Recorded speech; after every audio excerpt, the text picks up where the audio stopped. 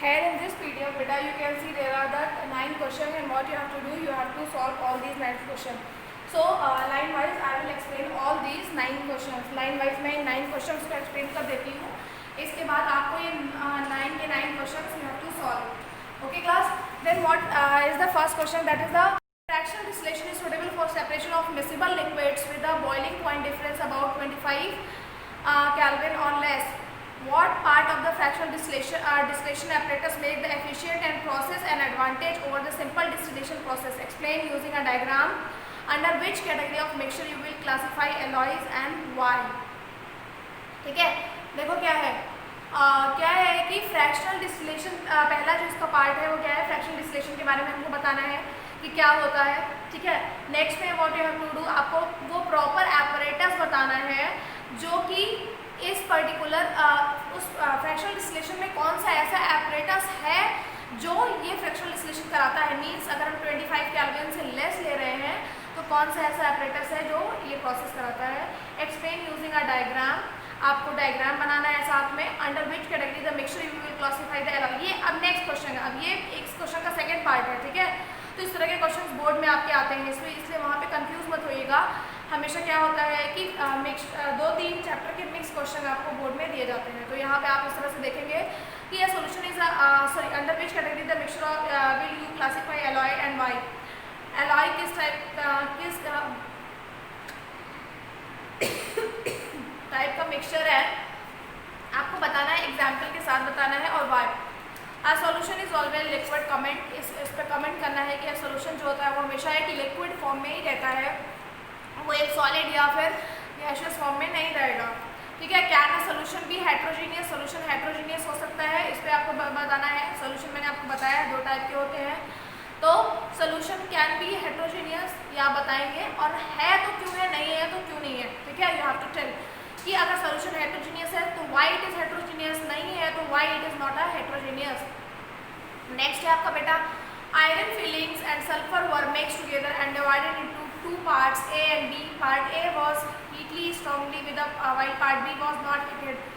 Dilute hydrochloric acid was added to both the parts of evolution of gas was seen in both cases. How will you identify the gases? Iron fillings है बेटा. ठीक है, बहुत simple है. Iron fillings and sulfur were mixed together and divided into 2 parts. ठीक है, iron filling और sulphur दोनों को क्या किया जा रहा है, दोनों को मिक्स किया जा रहा है. बहुत सिंपल है. आयरन मतलब Fe है और सल्फर मतलब S है. ठीक है, आयरन और सल्फर जब मिलेंगे और दोनों को अगर हीट किया जाएगा तो पहले केस में क्या होगा, पहले के केस में FeSO4 बनेगा या FeSO4 का फॉर्मेशन होगा. ठीक है, तो ये जो है आपका इवोल्यूशन ऑफ गैस, यहाँ पे जो गैस होगी, कौन सी गैस इवॉल्व होगी आपको आइडेंटिफाई करना है. बहुत सिंपल है. सल्फर को देख के आप समझ सकते हो कि कौन सी गैस निकलेगी. सल्फर को देख के आपको समझना है कि कौन सी गैस निकलती है. अभी चैप्टर 3 में आई विल टेल यू कि किस तरह से फॉर्मेशन होता है कंपाउंड्स का. उसके बाद आपके लिए बहुत इजी हो जाएगा ये. नेक्स्ट है how will identify the gases evolve. Identify करना है तो आइडेंटिफाई करने का एक प्रोसेस होता है बेटा. अगर आपने थोड़ा बहुत भी ध्यान दिया होगा तो आपको समझ में आ जाएगा कि हम उसको कैसे आइडेंटिफाई करते हैं. एक जनरल क्वेश्चन है ये. ठीक है, it is a general question. Child wanted to separate the mixture of a dye constituting a sample of ink. He marked the ink by the ink on the filter paper.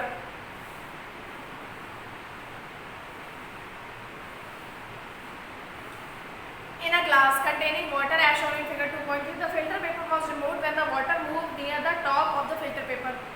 What do you expect to see if the ink contains 3 different color components? ठीक है, name the technique bye the child. आपको ऊपर का question देख के समझ में आ जा रहा होगा कि टेक्निक क्या है. इंक को सेपरेट किया जा रहा है by the filter paper in a glass, और फिल्टर पेपर में कौन सी प्रॉपर्टी है होती है ये भी आपको वहाँ पे मेंशन करना है. ठीक है, तो यहाँ पे आप देख सकते हो क्या है कि आपको नीचे ऊपर का जो एक तरह से जो सीन दिया हुआ है, सिनेरियो दिया हुआ है, उससे समझ के आप समझ सकते हो कि कौन सा प्रोसेस ये है. ठीक है, इंक को सेपरेट करना है, ये मैंने आपको बताया है कि how you can separate the ink. तो आपको यहाँ पे इंक को सेपरेट करना है, तो by the separation of ink what you have to do, you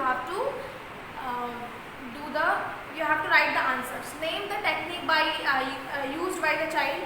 child कौन सी टेक्निक को यूज़ करता है, ठीक है, और name the technique, suggest one more application of this technique, इसका एक और एप्लीकेशन कहाँ पे होगा वो आपको बताना है। जैसे मैंने आपको बताया था अपार्ट फ्रॉम इंक इसका एक जगह और एप्लीकेशन होता है, कहाँ होता है वो मैंने आपको बताया है, you have to tell. Next है फिफ्थ वाला, classify each of the following as a physical or a chemical change, give reason a dyeing of a shirt in the sun, ठीक है, सन को डाई करने में कौन सा चेंज आएगा, rising of a hot air over a radiator, burning of kerosene in lantern, change in the colour of the black tea और adding the lemon juice in it, churning of a milk cream to get the butter. Physical या chemical change है, आपको classify करना है ये कौन सा physical change है और कौन सा केमिकल चेंज है। क्लासीफाई करने के साथ साथ आपको बताना है कि how it is a physical change. जैसे आपने बोल दिया कि burning of kerosene in lantern में से chemical change, burning of kerosene एक लैटर में क्या है, it is a chemical change, आपने ये बता दिया, ठीक है।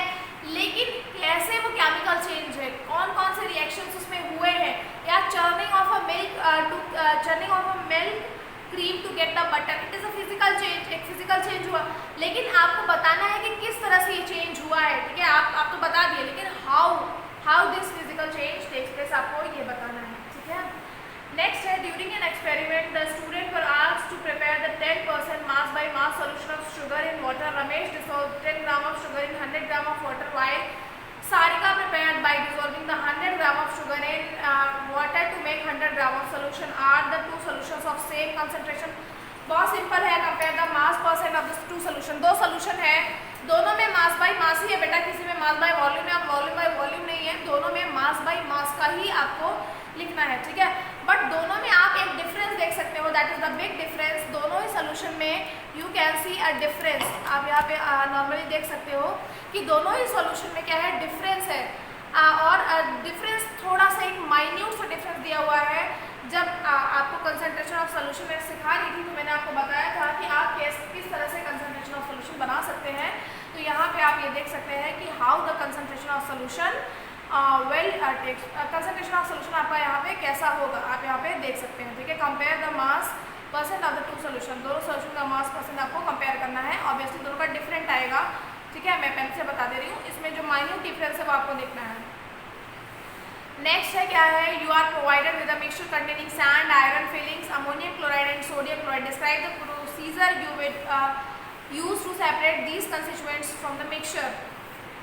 आपको एक मिक्सचर दिया है जिसमें sand, iron filings, ammonium chloride और सोडियम क्लोराइड, चार चीज़ें मिक्स हैं। आपको बताना है कि आप कौन से मेथड को यूज़ करके इसको अलग अलग कर सकते हैं। You can separate what are the different method through which you can separate these mixtures. तो आप देखो बेटा, इसमें आयरन फिलिंग्स हैं और सैंड है और अमोनियम क्लोराइड है, तो जितनी भी चीज़ें हैं ना बेटा आपको अलग अलग करनी है। समझ में आया? ऐसा नहीं है कि आप चारों का मिक्सचर बना दिया, उसको कैसे अलग करोगे आप। ऑब्वियसली सैंड को आप फिल्ट्रेशन से अलग करोगे, आयरन फिलिंग्स को आप दूसरी तरह से अलग करोगे, ठीक है, अमोनियम क्लोराइड को आप दूसरी तरह से अलग करोगे, सोडियम क्लोराइड को दूसरी तरह से अलग करोगे। इस तरह से आपको डिफरेंट जो चारों मिक्सचर के मेथड है उसको आपको अलग करना है। मतलब सैंड और आयरन का एक साथ है, अमोनियम क्लोराइड और सोडियम क्लोराइड एक साथ है। समझ में आया कि नहीं? आपकी बुक में भी दिया हुआ है सैंड और आयरन एक साथ है, आयरन फिलिंग्स और अमोनियम क्लोराइड और सोडियम क्लोराइड आपका एक साथ है। Describe the procedure you will separate of these constituent from mixture. Next question है अरुण, बहुत इंपॉर्टेंट क्वेश्चन है ये। Arun has prepared 0.01% bye mass solution of sodium chloride in water. Which of the following correctly represent the composition of solution? A 1.00 gram of NaCl plus 100 gram of water. B या आपका optional है 0.11 gram of NaCl plus 100 gram of water. C 0.01 gram of NaCl plus 99.99 gram of water and D that is 0.10 gram of NaCl plus 99.90 gram of water, ठीक है, plus water होगा आगे आपका। तो यहाँ आपको ये बताना है कि किस तरह से जो सॉल्यूशन बना है परसेंट बाय मास परसेंट का, दैट इज मास बाय मास का, मास बाय मास परसेंट का जो सॉल्यूशन बना है वो आपका किस तरह से है, किस कैटेगरी में वो रखा जाएगा आपका, ठीक है। आपको यहाँ पे ये लिखना है।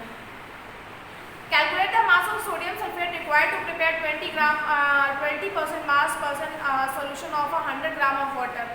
आपको क्या करना है कि mass of sodium sulphate required to, आपको मास बताना है सोडियम सल्फेट का, जो कि 20% मास सोल्यूशन ऑफ 100 ग्राम ऑफ, मतलब 20% का मास परसेंट का सोल्यूशन बन रहा है। कंसंट्रेशन आपका 20% ऑलरेडी दिया हुआ है।